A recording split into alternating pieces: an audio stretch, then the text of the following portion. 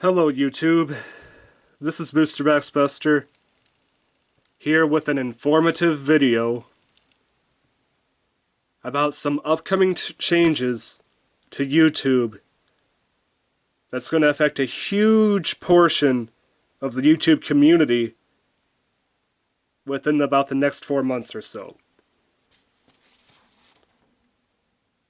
So in an effort to try to make YouTube more family friendly and kids safe, YouTube is implementing some changes that are going to radically affect family friendly content channels.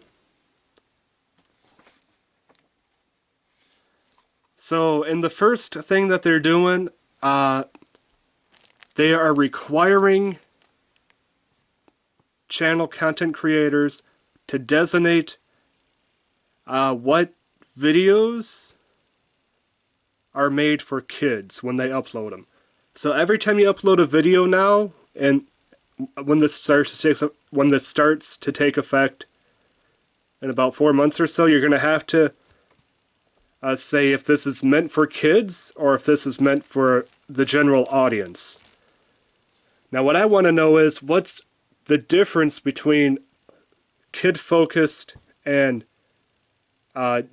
made for everybody content, because there's a very fine line that you could walk there sometimes between what could be considered for what.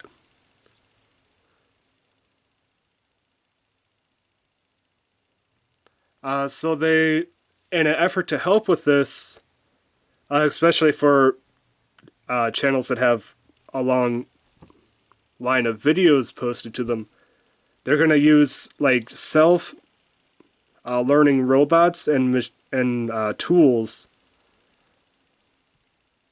to help identify what would fall under this kids video category. And apparently they're putting an emphasis on kids' characters, themes, toys, and games. Now, the first two don't bother me so much, but the last two really affect a lot of people. As you know, this channel is primarily an unboxing channel, and I want to know if, like, is Yu-Gi-Oh!, Magic the Gathering, Pokemon, all the other card games that are out there, are they going to fall under this kids-friendly content that they're trying to create? Or is this going to fall under made-for-everybody content? Because Yu-Gi-Oh! Is a game that is mostly played by a lot of people that are in like their late teens or 20s. Magic the Gathering is definitely usually about the 20-plus crowd.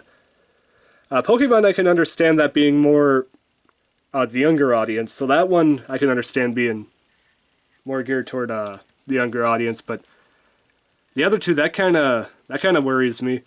And then all the Japanese booster box openings I do on this channel too, like or even the non-ones like Naruto, that gets I mean, that spans a wide audience of people. I don't know what exactly they would categorize that as.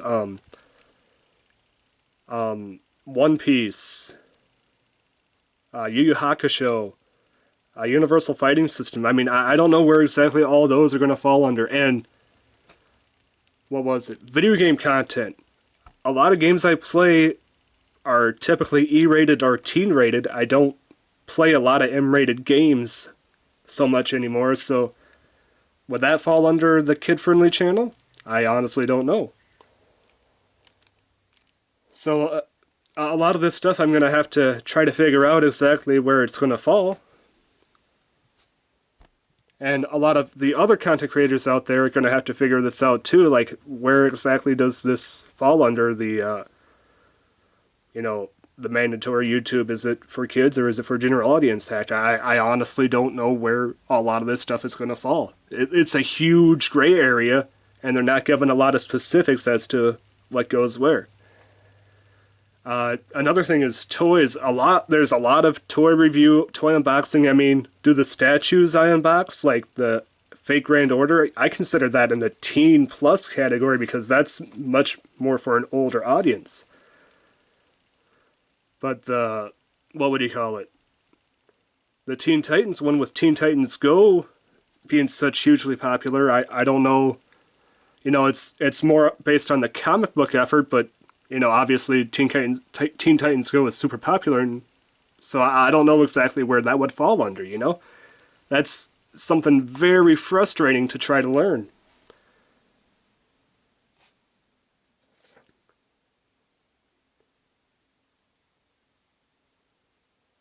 Uh,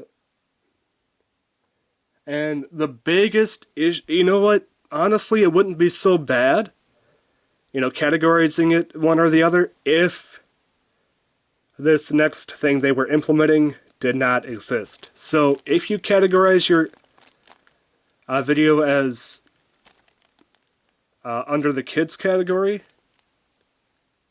first off, you lose personalized ad targeting. Now that doesn't mean that you're losing ads altogether, it just means that it's not going to be specifically targeting like what you're watching. So, you know, an example, you know, basically it's going to cut about the ad revenue in half, potentially. And that's going to be big issue for a lot of content creators, especially bigger ones. For me, not so much because I do this more of a hobby, but to a lot of content creators this is their full-time job, it's really going to affect a lot of people. Another thing, all comments under the kids categories are going to be disabled, which is a huge drawback, and no notifications are going to be sent out, which is also a huge drawback because that's how most people watch the video. They get a notification like, oh, I like this person, I'm going to watch their video. They don't get a notification, that person may never watch a video again from you because they're like, oh, why ain't I getting notifications? It's severely damaging those who rely on the notification process to let people know that they got a video out.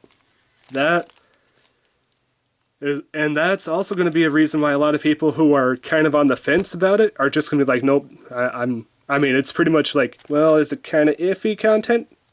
They're going to put it straight over in the not for kids category, or the general audience category, because of those restrictive features that they're placing on the kids category content.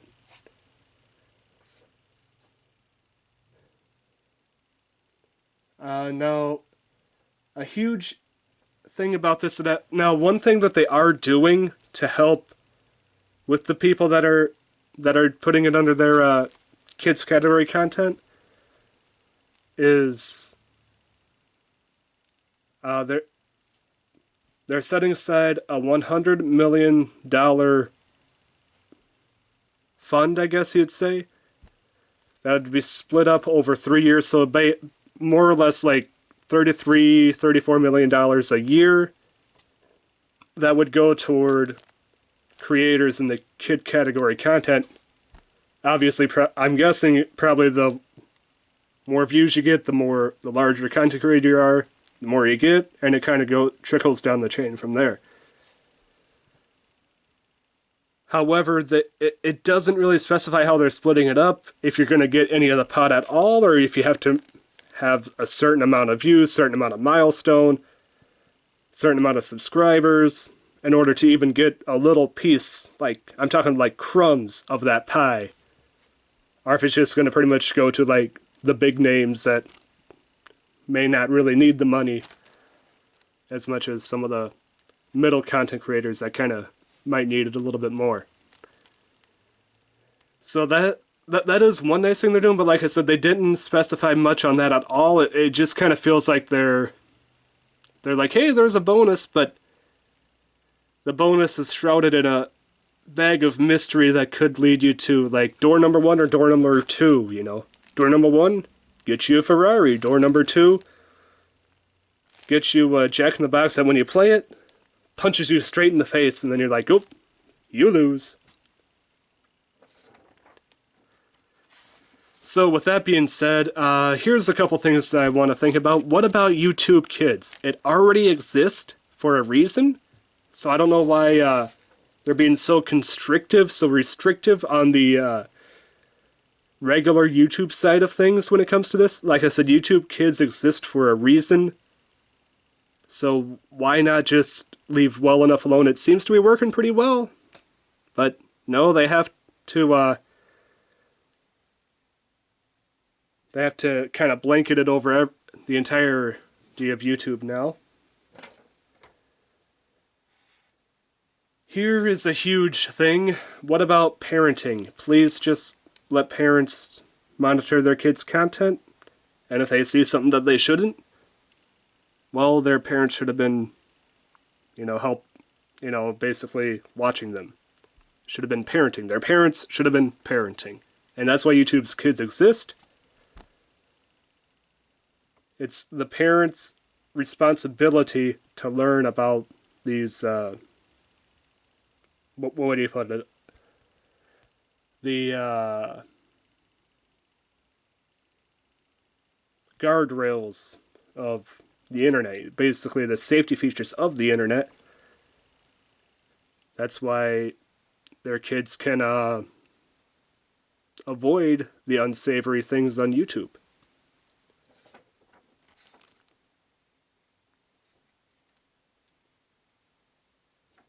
Here's another thing I want to know.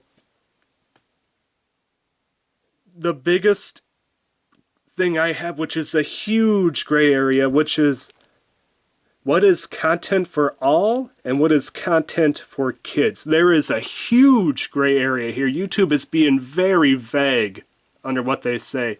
They are not really helping anybody out. They're just kind of like, oh, it's content for everybody and then there's content for kids, and we're gonna just kind of leave you to your own to figure out what is what. It's like, what is considered content for kids? What is considered content for everybody?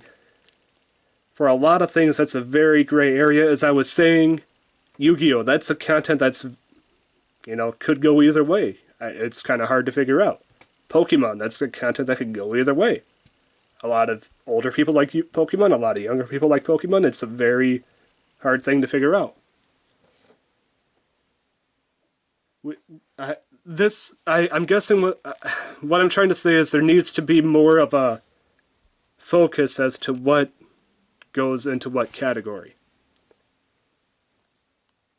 There's a lot of content creators that are going to be like, there's a lot of content creators out there that are saying, where does my channel lie in this? Because there's a lot, like I said, there's a lot of things a lot of family-friendly ones, but they're not necessarily kid-specific, you know what I'm saying? Very hard to say where things are going. Now, here's something that I should say. So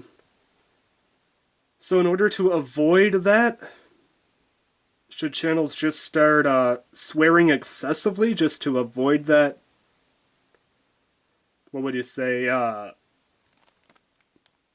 classification of kids only? So people that don't like to swear, people that just don't, it's not their nature to swear, are they going to have to start doing that just so they can avoid that classification? Am I going to have to start pouring a tall glass of beer at the beginning of every video and be like, oh, that is a nice beer, describing it, enjoying it, and then be like, yeah, let's get into the video, just to avoid that type of thing? I don't know what... as of right now, it's a lot of information that still needs to be released on this subject, and I'm hoping YouTube clarifies it as time goes on. Like, it's just very muddy, very messy, very unclear at this point. Like I said, I'm hoping more information comes out as time goes on, and I just don't know where channels like mine, where channels like, for instance, Chadtronic, toy review channels, gameplay channels for non-M-rated games, where all those channels are going to kind of lie at the end of things. With all that said, let me know about your thoughts on these new changes coming to YouTube. I'm just very uncertain at this point. I wish they had more information. With all that said, this is Boosterbox Buster with an informative video about upcoming YouTube changes. Signing out.